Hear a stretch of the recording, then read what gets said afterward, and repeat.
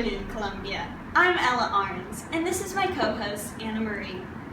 Today we have a very controversial topic to talk about, child euthanasia.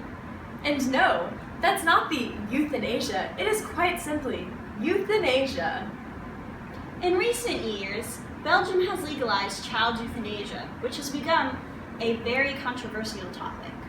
With this new controversial topic on the rise, we decided to walk around Columbia and ask the locals just how much they knew on the topic.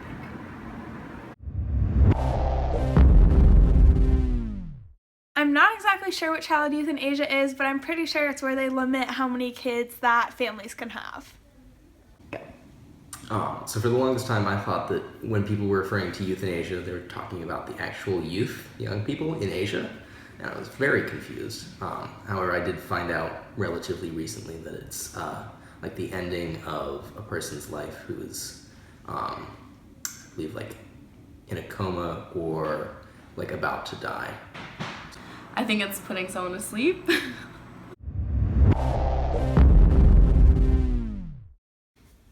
I believe that it would be illegal in the U.S. just because we are all about having the choice, just like abortions. If you want to have an abortion, you're allowed to have one. So I believe people would have the choice if they wanted to put down terminally ill. Not that it's right, just that the choice is there. I honestly have no idea. I don't think so, though. Yes, I think it is legal, but probably under certain circumstances.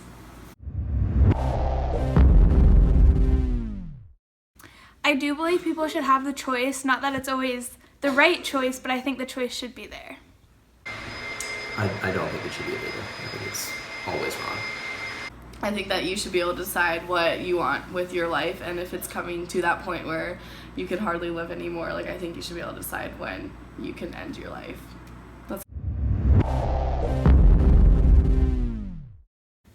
I don't think kids have the mental capability to decide, especially if they are the ones that are terminally ill.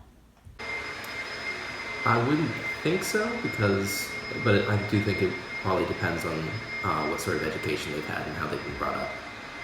I don't think that children have the mental capability, but I think once you hit 18, you should be able to make the decision by yourself, so like 18 and older.